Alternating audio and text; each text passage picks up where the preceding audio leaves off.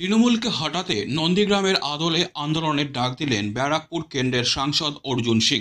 রবিবার রাজভবনের সামনে ধর্ণা মঞ্চ থেকে অর্জুন সিং বলেন, যেমন নন্দীগ্রামে শুভেন্দু অধিকারী আন্দোলন প্রতিষ্ঠা করেছিলেন, তৃণমূলকে হটাতে নন্দীগ্রামের কায়দায় আন্দোলন গড়ে তুলতে হবে। অর্জুনের দাবি, 2026 সালের নির্বাচনে বাংলা থেকে মমতাকে না হটানো গেলে আগামী দিনে পশ্চিমবাংলা একটা আলাদা বাংলাদেশ তৈরি হবে। অর্জুন সিং এর অভিযোগ, মাত্র 1000 টাকার জন্য কিছু মানুষ বিক্রি হয়ে যাচ্ছেন। রাজ্যপালের এগেইনস্টে পুলিশ স্টেশনে মামলা দেওয়া হচ্ছে, আর পশ্চিমবাংলা সরকার রোজ খুন করে যাচ্ছে। আর আমরা শুধু বলে যাচ্ছি যে এবার আমরা ছাড়বো না, এবার আমরা ছাড়বো না, এবার আমরা দেখে নেব। এটা কতদিন হবে এই প্রশ্ন আমি সারা ভারতবর্ষে যারা বিজেপি করেন সবার কাছে রাখছি, আমাদের নেতৃত্বদের কাছে রাখছি। কতদিন এটা চলবে? আমাদের ভাবতে হবে বাংলায়। বাংলায় একটা অদ্ভুত পরিস্থিতি, 30% ভোট নিয়ে সবসময় 30% ভোট নিয়ে মমতা ব্যানার্জি ভাবছেন আমাকে কে সরাবে। এখানে ডোন্ট কেয়ার, এই যে মহিলাদের উপরে অত্যাচার, মাদের উপরে অত্যাচার, রেপ, বলাৎকার, লুট, মার্ডার, পুলিশ ছেড়ে দিন। পুলিশ তো মানে চটি চাটা বলাটা এখন অপরাধ আছে আমাদের, চটি চাটাও বলতে হবে না। এটা লাখর একটা পুলিশ ডিপার্টমেন্ট যে দিয়ে পাচ্ছে না, তাও তাদের চামচাগিরি করছে।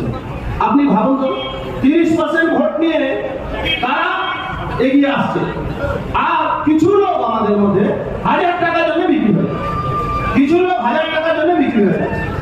এই যারা অত্যাচার করেছিল মনে রাখে তাকে, এই যে ববিবাবুরা যারা এই ফুটপাতে হিন্দুদেরকে তাড়িয়ে দিচ্ছে, মমতা ব্যানার্জি দেখাচ্ছে কি বিহারিরা এসে এখানে ফুটপাত দখল করেছে। বিহারিদেরকে নাম করে বাঙালি হিন্দুদেরকে তাড়াবা ধান্দা আছে। তৈরি থাকুন, যদি 2026-এ মমতা ব্যানার্জিকে না সরান তাহলে বাংলায় একটা আলাদা বাংলাদেশ হবে।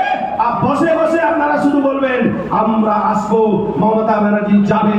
আরে মমতা ব্যানার্জিকে যাওয়ার জন্য এই শুধু আন্দোলন করলে হবে না, কোন আন্দোলন প্রতিষ্ঠিত করতে হবে।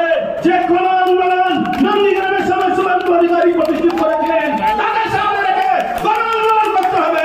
সেই আন্দোলনের জন্য প্রত্যেকটা বাড়ি থেকে, আরে আপনি মহেশ্বরী ভবনে থাকুন, যেই ভবনে থাকুন, একজন করে বাড়ি ছেলেদেরকে দিন বিজেপি জন্যে, দিন বাংলার হিন্দুকে বাঁচানোর জন্য।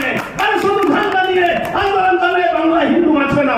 বাংলার হিন্দুকে বাঁচাতে গেলে প্রত্যেকটা বাড়ি থেকে, যেরকম যখন দেশ গুলাম ছিল, প্রত্যেকটা বাড়ি থেকে স্বাধীনতার জন্য প্রত্যেকটা বাড়ি থেকে একটা পরিবারের লোকেরা লড়াইতে নেমেছিল।